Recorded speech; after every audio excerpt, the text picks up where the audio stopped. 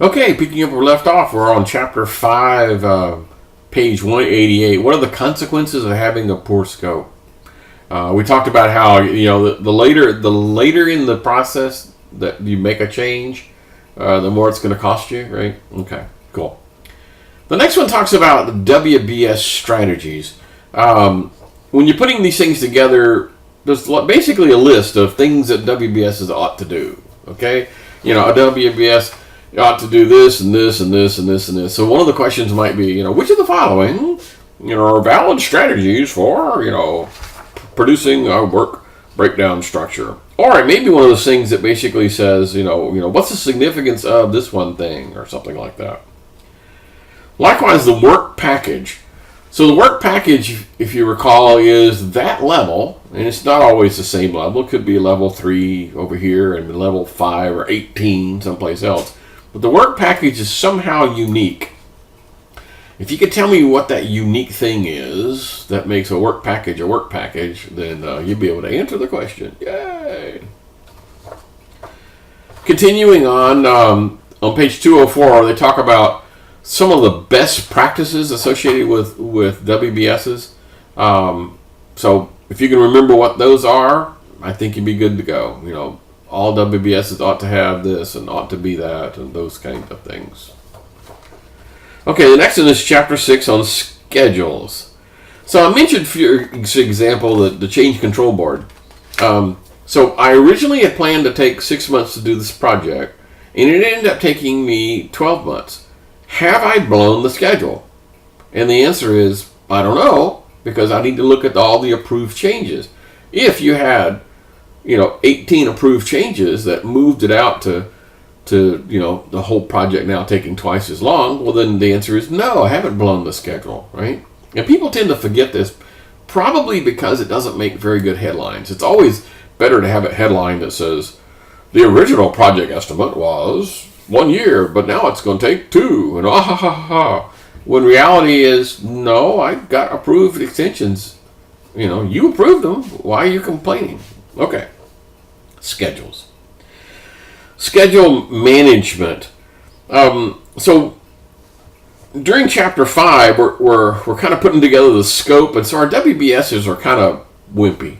But when you get down to schedule, my WBSs need additional attributes. I need a lot more information than I needed before. If you can tell me what information I need to add to a WBS, and perhaps even break up a WBS or stitch two of them together, but what additional attributes need to occur here in order to be able to manage a schedule? The next one talks about dependency types. So remember, there's the dependency, where I can't start this one until that one is finished, that kind of stuff.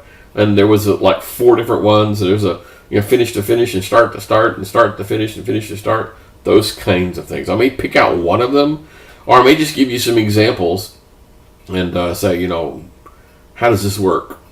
And I gave you some really cool analogies. Remember we talked about, like, if this was you applying for a particular course, there's a prerequisite requirement, or there's I'm not sure there's a word for that, but anyway, a concurrent course requirement.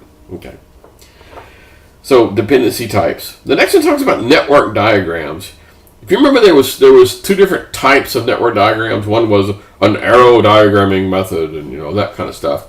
If you can remember just a tiny bit about those, the 2 different diagramming techniques for network diagram, then I think you'll be in good shape. This won't be tough. It's just asking about the 2 different types. Task dependencies. Okay, so this is kind of back to what we just talked about before. When a task has a dependency, how is that? And actually, this is probably that one. Dependency types is probably, okay, I got that wrong. Dependency types, this is the one like mandatory and, that kind of stuff. Okay, good. Task dependencies is the 4 different one. That's the one that's, start to finish, finish to start, all those kind of guys. Sorry, I got that wrong. Anyway, this guy is the one that talks about this is a mandatory or discretionary, that kind of thing. Okay, sorry. Let's continue. So activity duration. Okay, so remember we talked about the difference between work time and clock time. So for example, if I had 8 workers come to repair my roof in one day, and they spent 8 hours there. So is that 8 times 8 is 64 man hours? So what's my duration? Am my duration man hours? Okay, that kind of stuff. So what's the difference between activity duration and level of effort? Critical path method. So how do you determine the critical path? Assume you have a network diagram and you set it all up. This is one of those things that it's a little confusing, but maybe not if you just think about it a little bit longer. The path through that network diagram that takes the longest path, in other words, the longest amount of time, okay, through that network diagram, the longest amount of time is the shortest amount of time that the entire project can be completed. And if you're going, what? Well, because you have to hit them all. Unlike the scenario where you're trying to figure out the shortest path between this point A and point B, you don't have to go to every single road. That's not a requirement. But if you did have to go to every single road, what would be the shortest one, right? Okay. So critical path method. Get that in your head because that's going to be a good question. All right. The next one talks about Appendix A. Yay, you guys remember that. So project features. There's a whole bunch of things that Microsoft Project has. And so I'm going to ask you some questions about, which of the following are the features of Microsoft Project? The project WBSs in Microsoft, where do you put WBSs and what are they called and how do you do this and how do you do that? For example, how do you create a summary? I've got a bunch of tasks in there and I want to create some sort of a summary, that little thick bar that pops up in Microsoft Project. How do you do that?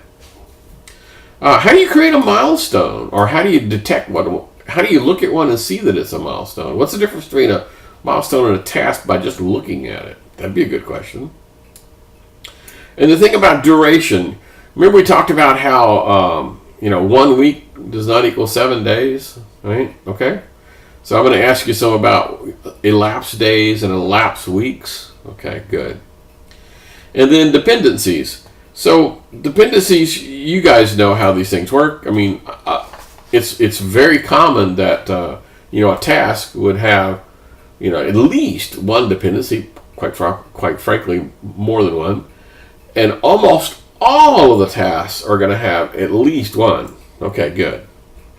Okay, the extra credit questions are basically going to talk about Agile. It'll probably be something like either describe a scenario where Agile is very appropriate, or describe a scenario where Agile is not appropriate.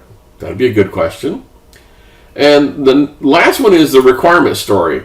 I told you this cool little story about how I was working with the budget gang, and we're switching over from a new enterprise resource management planning tool, an ERP. And they were worried that the data wasn't coming across, so they wanted me to write a little application that pulled data. If you remember anything at all about that story, because I'm going to ask you basically what's the moral of the story, or what was the point behind that story, then you'll be good to go. Okay, that's it, guys. Please do pull up the individual lecture notes to study. Look at the questions that are here. See if you can answer as many of them as you can before the quest starts. Okay. All right. I wish you guys well, and I'll see you guys again in the next chapter.